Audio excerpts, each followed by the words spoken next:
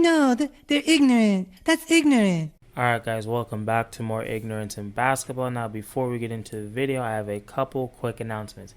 Number one, new goal for the channel, we're posting every single day, so I need the cult's help to keep me accountable. Number two, we are currently at 777 subscribers. The goal is to get to 1,000. I may or may not have a surprise for the cult when we get to 1,000. Who knows what's going to happen? I'm not clairvoyant yet. And number three, last time I checked, the Suns preseason starts tomorrow. So if I were you, I would follow the Discord, the link in the description, Twitch in the description, because we may or may not be streaming the game. Who knows what's going to happen? I already told you guys I'm not clairvoyant. There are no crystal balls on my desk. Now, I have to make a confession with the cult because this is not a YouTube channel. I'm not a YouTuber. I'm a cult leader. And because this is a cult, not the crazy kind, but the cool kind, we're rebranding. I feel like we can be honest with each other. We can be vulnerable. I feel weird making this video because I'm a civilian. I play at the park, but unfortunately, I am not a professional athlete. So it feels weird for me, a regular guy, to tell Mikal what he should be doing to get better at basketball. But this is America, and at least unlike Stephen A, if Mikal wants to run the ones, I'm not running from it. So that goes to you, James Harden, Paul George. If you want to play ones, I will play you. The ball's in your court. Anybody. If I talk trash on you, I will play you in one-on-one. I don't care. Now, I know the math would say that I'm going to lose, but who knows what's going to happen? I guarantee you, I'll surprise you. One way or another, it'll be entertaining. So, with all that being said, let's get into the video. Number one, I just have to say, as the OGs of the channel already know, I'm an emotional fan, okay? And I have one goal for the NBA season. The Phoenix Suns need to win the championship. I don't care about anything else. If the Indiana Pacers lose every single game, I could give less than a shit. And I mean that about every single team except for the Suns. I don't care. I don't love the NBA.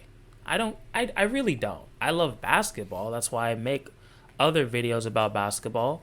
But I don't care about the NBA. I just want my team to win. I don't, but Kyrie Irving, I know Kyrie Irving is great, but I don't care. You get what I'm saying? He's in the way. Everybody else is in the way of my goal. Therefore, you're the enemy. And like I said, we can run the ones. I don't care about what Brian Scalabrine did. I was not in those videos.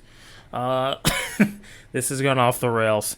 Okay, so like I was trying to say earlier before I went on that weird tangent, I love Mikal's game. I think he's one of the few players in the league that you could pretty much add him to any team and they will get better. Like, Mikal could fit on the Nets and he would just make that team better because he doesn't need the ball and he's extremely efficient and he's smart and he plays great defense. He's just like the guy you want on your team. He doesn't get texts. He's like the perfect, again, calling him a role player is so disrespectful. I don't know. Let's call him a glue guy. He's like a glue guy. He's somebody that you need, and I guarantee you, well, the Suns are going to win the championship this year, but let's just say they don't, which I don't want to think about, but let's just say they don't. Mikal will win a championship before his career is over. I guarantee it. And that's a money back guarantee. And like I was saying, Mikal pretty much does nothing to piss me off. I notice every little thing. Chris Paul's been my favorite player forever. This guy makes me angry all the time. Mikal, he makes damn near no mistakes. But there's definitely things he can do to get better. And I'm going to be real. Like, if Mikal never improved from here on out, I mean, let's look at the man's numbers. He averaged almost 14 points a game, shot 54% from the field, and 42.5, that's almost 43% from the three-point line. That's insane. The fact that you can be that efficient at almost 14 points a game is muy bien. But like I said in that first Mikal video I made almost a year ago now, wow, it's been a journey. I think he's definitely got some Chris Middleton potential here. Now he's much less goofy looking, but like with the way he shoots those mid-rangers now, I really think he could get there. I think he could be an all-star. I really do believe he has that potential. And he's not somebody that's complacent. As we've seen, he gets better year after year after year. So I'm rooting for you, Mikal. And if you feel this video is disrespectful, I am not running from the ones. Just so you know, the ball is in your court. Now, there's really just 2 or 3 things I think Mikal needs to get to that all-star level. One, he needs to put on some weight for a couple obvious reasons. For one, it'll make him a better defender. He'll be able to fight through screens easier. You know, obviously guarding LeBron is tough for anybody, but just being able to guard bigger players when you're super skinny is tough. And Mikal, he's not like the most athletic guy in the world, but because his arms are so long, he's a problem for most people. I think Mikal's the best when he guards, obviously because he has so much length, or somebody who's a little bit slower. Like he guards Luka Doncic, who's a matchup nightmare for damn near everybody in the league, but Mikal plays really good defense on him, and I think it's because Luka's not that fast. He's very sound, he's never out of control, and he's got great footwork, but Mikal can just kind of stay in front of him and use his length, on him, and just kind of give him some trouble. But I will say guys like Brandon Ingram, who's, you know, probably a little bit more athletic than Mikal and has longer arms, like Mikal does not guard him well. He's just a matchup problem for Mikal all day. And obviously guys like LeBron and KD. But I think if Mikal just put on a little bit of weight, was able to stay in front of those guys a little bit better, I think that would take his defense to the next level. Another reason why I think he needs to put on weight is because of where I think his offense needs to go. Mikal needs to get to the free throw line. This guy shoots like 0.0 free throws a game. It's hard because of the way he plays. He really just shoots open threes, a lot of cutting, a lot of transition play, and you're probably not going to get fouled that much when you play like that. So this is my thing. He needs to get to the free throw line, like I said, but there is a little bit of a risk because one, it's a new skill. Things take time, that's obvious. But Mikal has not missed a game since high school. The guy does not get injured. And I think a lot of it has to do with the way that he plays. He doesn't really get into contact that much. Like PJ Tucker's another guy like that. Now I think that Mikal has a lot more, you know, offensive potential than PJ. Already now, I think he's a lot more skilled offensively than a PJ Tucker is.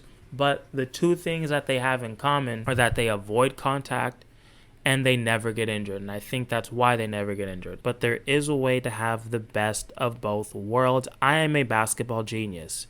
If Mikal kind of takes that James Harden route of driving in, now I'm not saying grab people's arms and make it look like they're grabbing you because that is obnoxious and it's not basketball. And if you were at the park and you did that, somebody would probably punch you in the face eventually.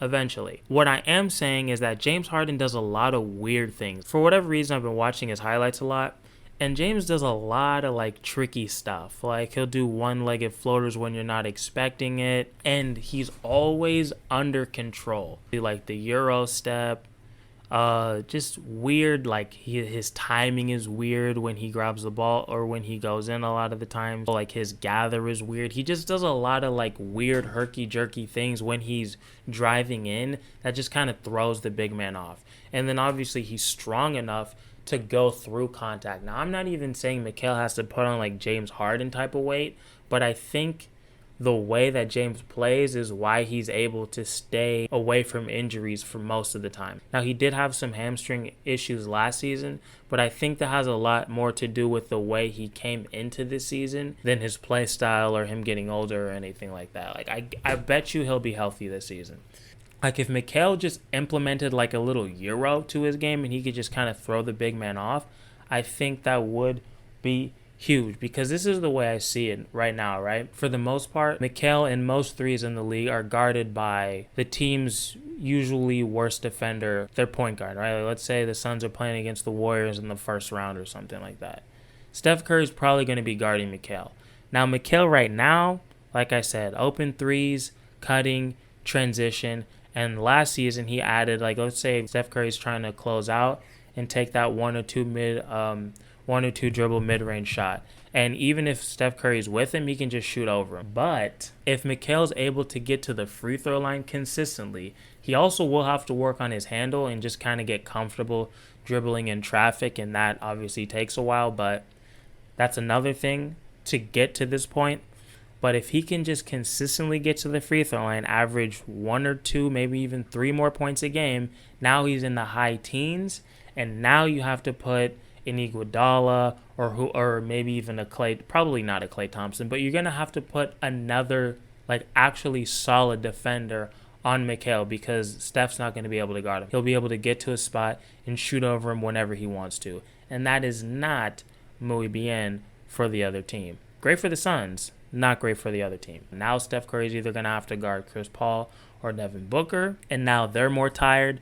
Now they're in foul trouble, and it just makes things even easier for the Suns. Now, again, I'm not saying I need Mikal to be Kevin Durant, or I'm not saying I need him to be Chris Paul and, running the pick and roll every time. But if he can work on his handle a little bit and just get really comfortable dribbling with contact and dribbling in traffic a little bit, and is able to just add just some weird timing stuff like Euros and just things that that'll just throw the big man off so he can get into foul trouble or just get easier layups, I think that would be huge for the team. And, that'll be more assists for him. If you're driving in, you can kick out and things like that. So that's what I think Mikal should do, and I want to see this man win. Like, who doesn't want to see Mikal Bridges win? I'll tell you who. Pieces of shit. So that's all I got for this video. We're posting every day, so I'll see you guys tomorrow, and that's it. Peace.